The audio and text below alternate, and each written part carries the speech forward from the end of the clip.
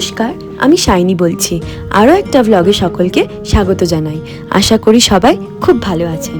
আজকের ব্লগটা শুরু করলাম মাইসোর প্যালেস থেকে, আমি আর মা মিলে। তো খুব মজা করছিলাম, আপনারা দেখতেই পেয়েছিলেন আগের ব্লগে যে আমরা মাইসোর পৌঁছে গেছিলাম। আর চলুন এবারে ভেতর দিকে ঢোকা যাক। বাবা টিকিট কাটতে গেছিলো সবার।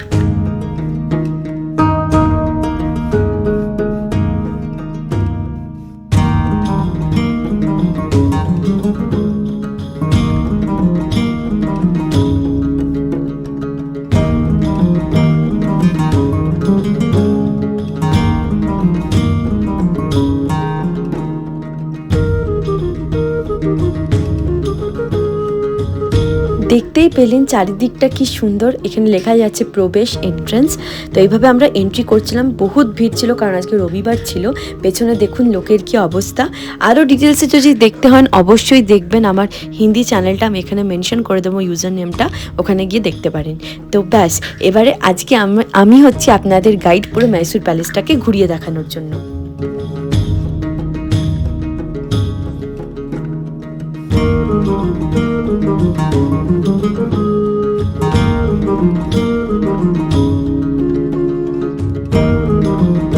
তো এটা হচ্ছে এন্ট্রিটা আমরা শুরু করলাম হচ্ছে টিপু সুলতানের মন্দির দিয়ে। এখানে যত রকমের মন্দির, তারপরে যেগুলো মিউজিয়ামের মতন ছোট ছোট যে জিনিস ছিল, যেগুলো উনি শৌখিন ছিলেন, সেগুলো এখানে রাখা ছিল। আমরা প্রথম বছর যখন গেছিলাম তখন গাইড নিয়েছিলাম, তো উনি আমাদেরকে এক্সপ্লেন করে দিয়েছিল। আজকে সেগুলো আপনাদেরকে এক্সপ্লেন করব। আর মা বাবাকেও বলেছিলাম এই সব যেগুলো দেখতে পাচ্ছেন এগুলো কিন্তু বিখ্যাত সব এমারেল্ড, তারপরে কি বলবো, সোনা রূপো এগুলো দিয়ে বানানো। এগুলো কিন্তু কোনোটাই সাধারণ না। যারা আপনাদের ইচ্ছে যে আপনারা মাইসোর আসবেন, এখানে প্যালেস দেখবেন, তারা কিন্তু আমার ভিডিও থ্রু দিয়েও দেখতে পারেন পুরো জিনিসটাকেই। আর একইভাবেই আমি কভার করব পুরো প্যালেসটাকে আজকে, এটাই একমাত্র ইচ্ছা আছে আমার। তো এইভাবে আমরা শুরু করলাম। এটা হচ্ছে মেন এন্ট্রি, দেখতেই পেলেন। এরপর চলে গেলাম আরেকটা পার্টে। যেই ঢুকে যাবেন বাঁ দিকে এই জায়গাটা আসবে। এই জায়গাটা হচ্ছে নাচের জায়গা। যেমন বাজিরাও মাস্তানি সব জায়গায় দেখেছিলেন যে রাজারা নিজের মনোরঞ্জনের জন্য নাচ গান শুনতো, এইখানে রাজা বসতো মাঝখানে আর সবাই নাচানাচি করতো। আর ওপরের যে খাপ বাক্সগুলো দেখছেন ওইগুলোতে রানীরা বা মেয়েরা যেগুলো অন্দরমহলের ওরা বসতো, কারণ আগেকার দিনে তো মেয়েদেরকে বাইরে আসতে দিত না। আর সারা জায়গায় সব রকম পেন্টিংস করা আছে। এরপর চলে গেছিলাম আমরা ওই ঘরে যেখানে বিখ্যাত সব আর্টিস্টরা এঁকেছিল যে বাড়িতে কে কে থাকতো, এই প্যালেসে কে কে থাকতো। এগুলো হচ্ছে মেন রাজার লোক বা আত্মীয় বলতে পারেন, কারণ ওরা তো অনেকজনে নিয়ে থাকতো। আর আরও অনেকেই থাকতো, যেমন কর্মচারী, আরও অনেক লোকেরা। সবার নাম কিন্তু এখানে লেখাও নেই আর সবার কিন্তু আঁকাও নেই। ইনি হচ্ছেন রাজার মেন রানী।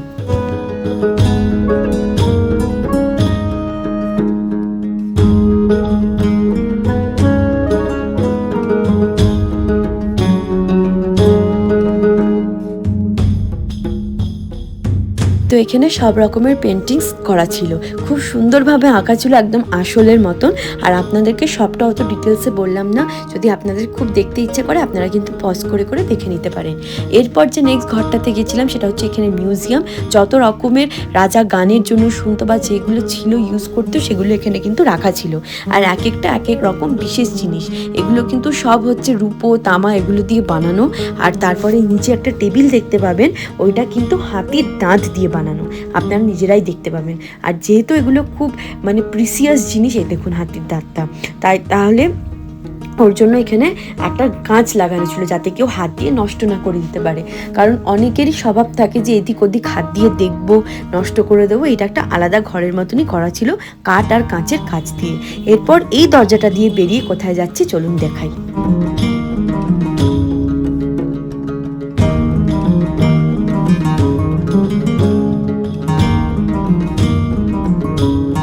আরেকটা জিনিস দেখে মন প্রাণ সব জুড়িয়ে যায়। ফ্লোরটা দেখুন, এত সুন্দর কাজ করা মার্বেলের ওপর। তখনকার দিনে কেউ ভাবতেও পারে না, কিন্তু আমরা এখন যেগুলো ভাবি করব, রাজা তখনই সেগুলো করে রেখে দিয়েছিল। পুরো প্যালেসটা এইভাবেই মার্বেল কেটে সাজানো, আর অপরূপ লাগছিল দেখতে। আর এটা বলে হচ্ছে দালান যেমন থাকে, পুরো প্যালেসের যে চারিদিকের যে এন্ট্রিটা বা এদিক ওদিক আপনারা কিন্তু দেখতে পাবেন, এটা উঠোনের মতন। এত সুন্দর লাগছিল, কি বলবো দেখতে আপনাদের।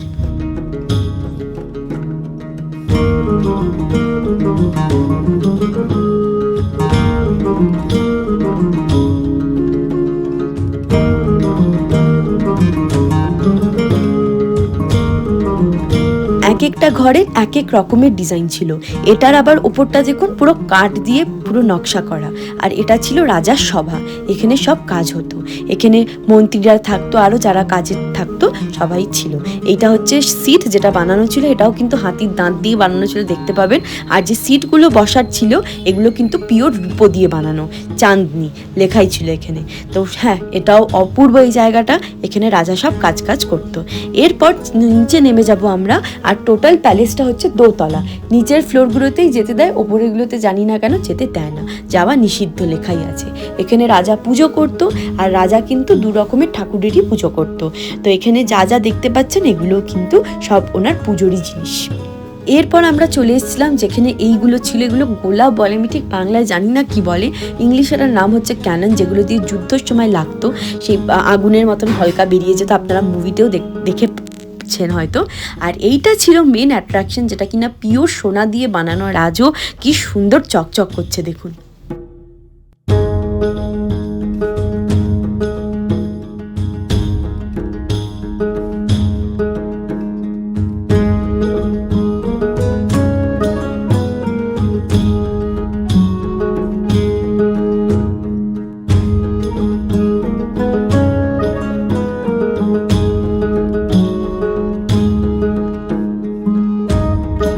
এরপর আমরা প্যালেসের আরেক সুন্দর জায়গায় চলে এসেছিলাম। এই জায়গাতে এখানেও মনোরঞ্জন হতো, এখানে সব মেয়েরা মনোরঞ্জন করতো আর রাজারা মজা করতো। আর কাজটা দেখুন, আপনারা যদি গুগলেও ফটো দেখবেন, এই ফটোটা আপনাদের দেখাবেন। এরপর চলে এসেছিলাম এরই পাশটাতে ছিল স্টেডিয়াম, যেখানে রাজার ভেতরে বসে নাচ গানও দেখতো আর বাইরে খেলা দেখতো। আর এই যে হিলসগুলো দেখতে পাবেন বাইরে, এটার নামই হচ্ছে চামুন্ডি হিলস। আর আমরা ওপরেই গেছিলাম চামুণ্ডেশ্বরী টেম্পেলে, এটা রাজার নামেই বিখ্যাত এই হিলসটা।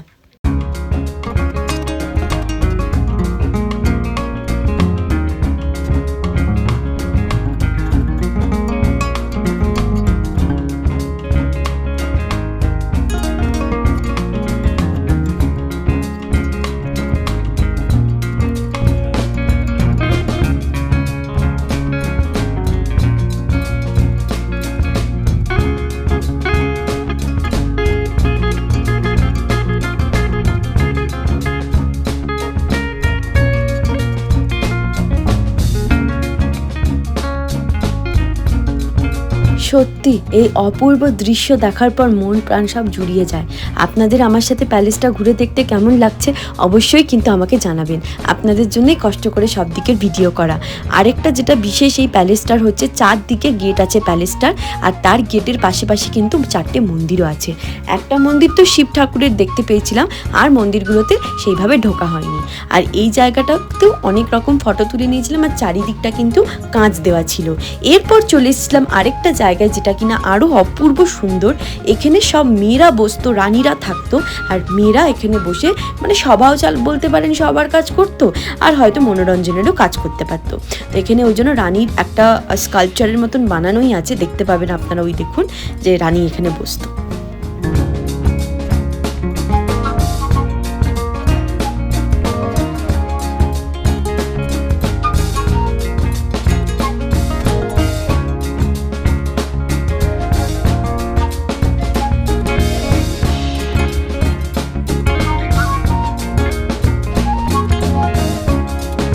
আরেকটা জিনিস যেটা আপনাদের সাথে সেভাবে শেয়ার করা হয়নি, যে কটা দরজা জানলা সব দেখতে পাচ্ছেন সবগুলো একদম আসল কাঠের ছিল, ওর সাথে ওর উপরও লাইনিং দেওয়া ছিল, আর সিঁড়িটাও কি সুন্দর গোল গোল ছিল। আমাদের হয়ে গেছিলো প্যালেস দেখা, এই দরজা দিয়ে আমরা বেরিয়ে যাচ্ছিলাম। শুধু এখানেই শেষ ছিল না, বেরিয়ে যাওয়ার সময় এখানে হাতিদের জুয়েলারি রাখা ছিল, এই সোনারগুলো সব জিনিসগুলো হাতিদের শুধু পরানো হতো। তাহলে ভাবুন রাজার কত সোনা থাকবে। তখনকার দিনে এত ভালো আর এত অর্গানাইজড সব কিছু একটার পর একটা আপনারা দেখতে পাবেন, মানে ভাবাই যায় না সত্যি কথা। আর ওয়েদারটা এত ভালো হয়েছিল, পুরো মেঘে চারিদিক ঘেরা ছিল, একটা খুব সুন্দর ওয়েদার ছিল। আর মা এখানে চশমা টশমা পরে রেডি হচ্ছিল পোজ দেবে বলে, ফটো তুলবে বলে, আর আমিও অনেক ফটো অনেক রিলস বানিয়ে নিয়েছিলাম।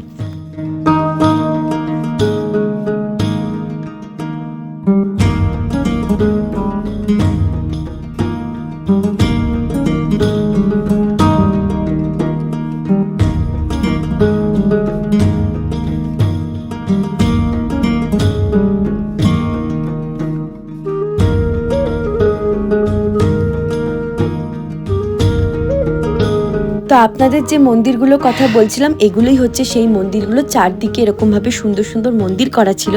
আরেকটা খবর যেটা আপনাদেরকে বলাই হয়নি এতক্ষণ ধরে, আজ ছিল রবিবার, পুরো প্যালেসটা আর এই সব মন্দিরগুলো লাইটিং হয়ে যাবে। হ্যাঁ, কিছুক্ষণ পরই হবে, সন্ধ্যে 7টার সময় এটা হয় আর প্রত্যেক রবিবার হয়।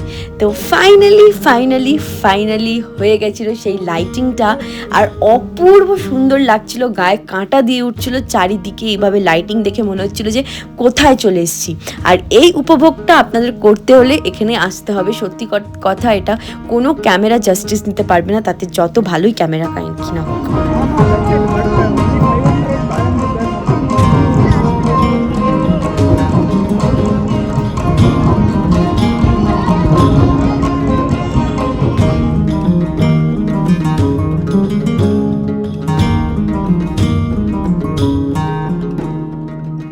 এরপর আমরা ওখান থেকে বেরিয়ে চলে এসেছিলাম একটা রুফটপ রেস্টুরেন্টে, যেটা কিনা মাসিদের চয়েসে ছিল। ওরা অনেকবার ম্যাসুর এসছে, আমারই 3বার আসা হয়ে গেছে, মাসিরা মনে হয় 7-8বার চলে এসেছিলো। তো ওদেরই ডিমান্ড এখানে আসা হয়েছিল। নামটা হচ্ছে রেস্টুরেন্টের বলে দিচ্ছি, রূপা রেস্টুরেন্ট, যেখানে কিনা আপনারাও আসতে পারেন। খাবার দাবারও খুব ভালো, স্টার্টার্স অনেক কিছু পাওয়া যায় এখানে, সব রকমই আপনারা কিউসাইন পেয়ে যাবেন।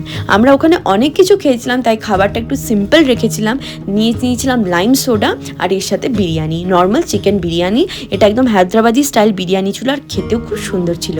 এর সাথে লাস্টে একটা আইসক্রিম দিয়ে শেষ করলাম। আর ব্লগটাকে এখানেই এন্ড করলাম। ভিডিওটাকে ভালো লাগলে একটা লাইক, শেয়ার আর সাবস্ক্রাইব করে দেবেন।